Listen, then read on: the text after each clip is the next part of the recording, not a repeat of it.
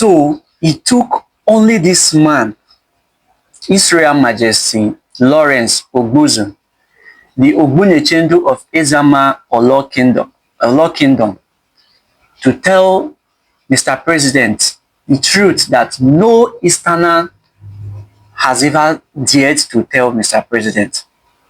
Just listen to just a short clip about this man. The health of our people. But having come now to Abuja and listened to Professor Mohammed Pate and his team, we are now more committed. So the traditional rulers of Nigeria will now go home and work harder than before. But I must tell you, Mr. President, that personally, I don't feel very happy. It's arranging to confer a very high honor on Sunday Igboho, who in my own part of Nigeria in the southeast, we see him as a counterpart of Nnamdi Kanu.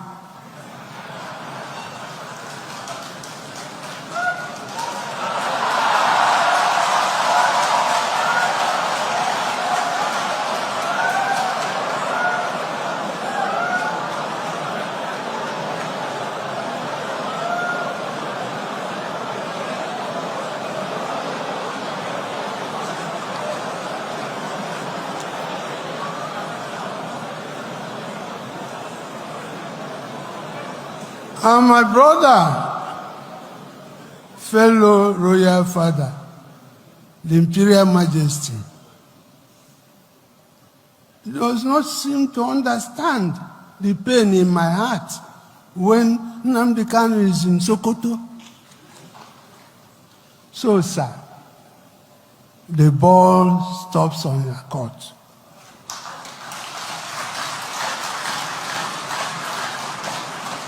Bring this man out. If we don't want him in Nigeria, return him to Kenya or London, where they took him from. You see, some of us here are being asked to go and work, but the young people in the Southeast are so agitated. They can even beat us. They see us as sellouts. We come to Abuja, they may think we come to collect money. And then we keep quiet. So, sir, please do something about this. Do something about this. We cannot make progress in this country if we don't tell ourselves the home truth. There's no way. There's no way. Now, again, they were talking about Southern Traditional Rulers Committee on Health. And the eminent Professor Pate was saying that this will become an annual event, what we are doing today, if I heard him correctly.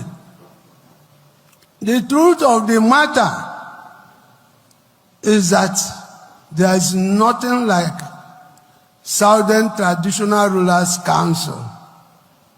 If you come here, Pate, and you give money to people on that basis, it's not correct. The South is not the North. We have our system. We need unity in diversity. So that people, so if you want to deal with us in the southeast. If you have resources for us, give it to us. Don't give it to people who come and say, we are Southern Traditional Rulers Council. Democracy is a representative government. And anybody who goes to present himself without his people is not democratic. So get it. We think that we will do our best. Mr. President, we are going to support this head. Do all we can, but please listen to our cries. May God bless all of us. So, you could see the emotions in this man's face. You could see the sincerity of the heart of this man while appealing to Mr. President. Now, this is one truth that no one has been telling President Bola Ahmed Tinubu about the Eastern Nigeria. There are a lot of influential people in the Eastern Nigeria that is very, very close to President Bola Ahmed Tinubu. But what do they do? What do they do when they have the opportunity to meet President Bola Ahmed Tinubu? They bargain for personal interests.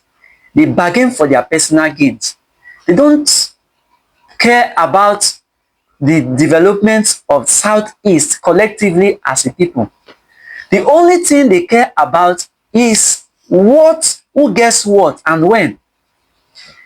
Just look at this man. This man made a lot of points. First of all, he's saying, I know that in law, they will say injuriam non excusat injuria, meaning a wrong cannot excuse a wrong. But he's asking Oni of Ife. He said, I have heard that you want to confer the highest title to Sunday Igboho. That the reason you want to confer that title to Sunday Igboho is still the same reason that Nnamdi Kanu became influential in the Southeast. Nnamdi Kanu is a counterpart of Sunday Igboho in the Southeast. What Sunday Igboho is to Southwesterners is what Nnamdi Kanu is to Southeast. So if you are conferring the highest title to Sunday Igboho, why is Nnamdi Kanu in Sokoto prison? He went further to plead with President Bola Ahmed Tinubu. He said, please, release this man. If you release this man today and you want to send him back to Kenya, where he was extrajudicially renditioned, or UK, you have the free will to do it. But please, release this. He also said what the perception of the youth in Southeast to their leaders usually say. That whenever they want to cooperate with the federal government, that they see them as sellouts, that they see a lot of them as those that will only go to Abuja just to get what they want from Abuja. And at the end of the day, they will not discuss the development of Southeast. That it is only their interests, their personal interests, that they care, that they don't care about any other thing. He also made mention of the fact that there cannot be real progress. Real progress is impossible without truth. Now, if you look at the statement, if you look at the admonishment of this man, and you compare it with what is happening in the Southeast currently, you just laugh. Now, we are talking about Nnamdi Kanu as a person now. But it is still the same influential people in the Southeast that are struggling to be in the motorcade of the city boy movement. It is these same persons that are doing everything it takes to champion the cause of the federal government of the day. Nobody is saying that you should not have where you belong in politics. Politics is interest. Politics is personal. Politics is all about who gets what and when.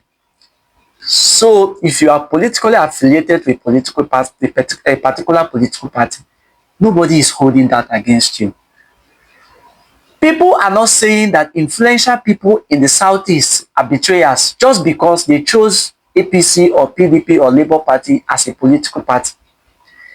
They are saying that some influential people in the Southeast, they are double-faced people because if you compare their statements as at few days ago to what their position is now, you cannot, they don't go in sync. Immediately Nnamdi Kanu, remember Nnamdi Kanu was convicted sometime November 2025. He was convicted over 7-count charge, 7-count conviction. You get that resulted to life imprisonment. Immediately Nnamdi Kanu was convicted. A lot of these influencers, started writing. They became activists overnight. Mr. President, you need to please listen to the voice of the people in the Southeast. Release Nnamdi Kanu. If you don't release Nnamdi Kanu, you will not have more than 10,000 votes in the whole of Southeast, the whole of the 5 Southeastern states. You are not going to have more than 5,000 votes. You need to release this man because this is who the people see as their Messiah. That was the sermon in the streets. Influential people. Still, you could see a lot of the people, very influential people. I don't want to call their name, but you could see them on the screen. They started tweeting that there can be no capacity, political capacity, until Nnamdi Kanu is released. But just from November till February, they are already coordinators. They are already struggling, fighting to be coordinators of the City Boy movement. Now tell me, how do you think an average Southwestern man will take the Southeast serious? How do you think an average Northern man will take Southeast serious? Because they know that Southeast are occupied, are saturated with people that bear the skin of Isaac and the voice of Jacob. They don't say one thing and they mean it. They say one thing and they mean another thing. So if you are saying that there cannot be votes in the Southeast because your brother was convicted. Now today, where is your brother?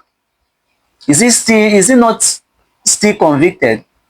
Today, Nnamdi Kanu is in Sokoto, more than 700 kilometers away from his lawyers, more than 700 kilometers away from where he was convicted, more than 1,000 kilometers away from his ancestral home.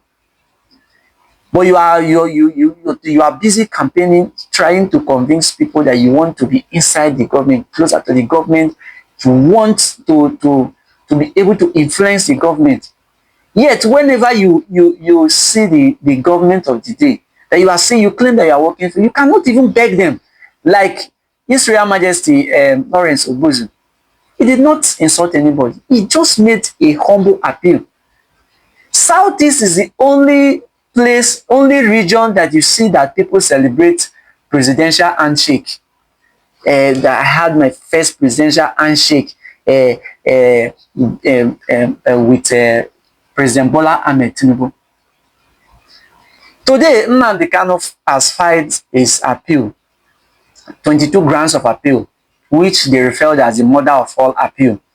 He filed his appeal on the 4th day of February 2026.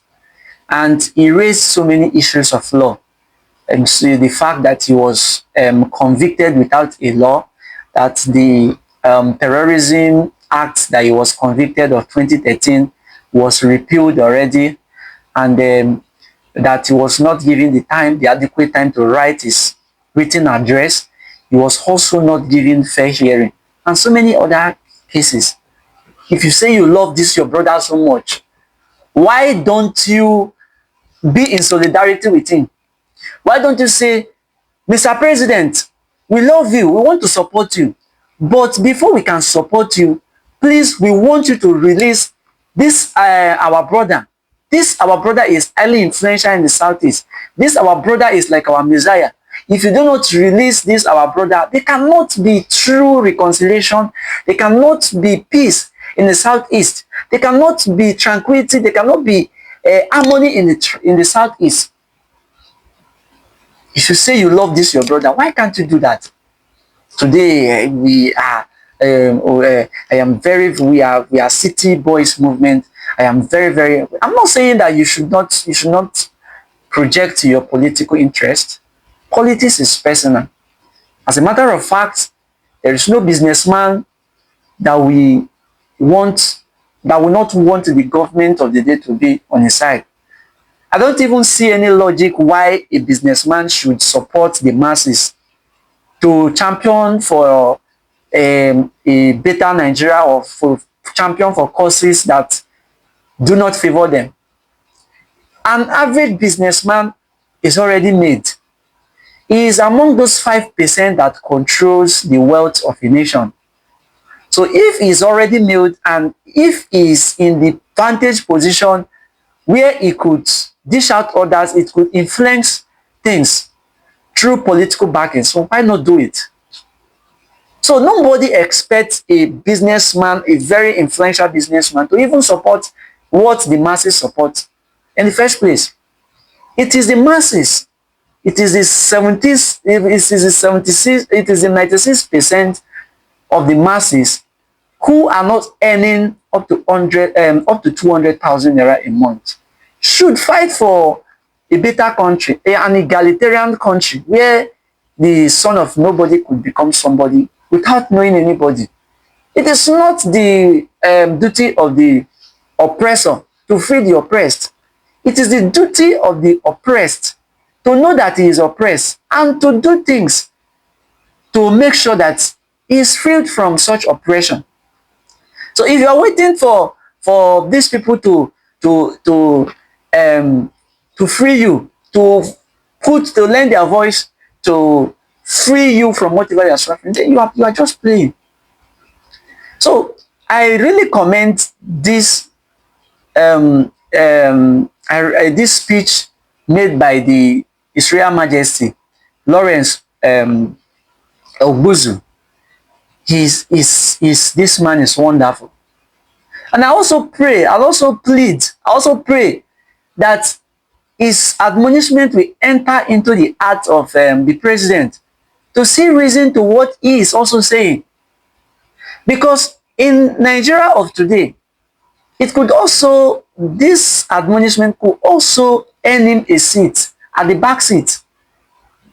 You might just get to find out that in the next traditional council meeting that he will not be invited because he made such plea. So I just pray that the message gets to the positive side. And please, if you have not liked, subscribe, and turn on your notification to this channel, please help us by doing so. Thank you very much.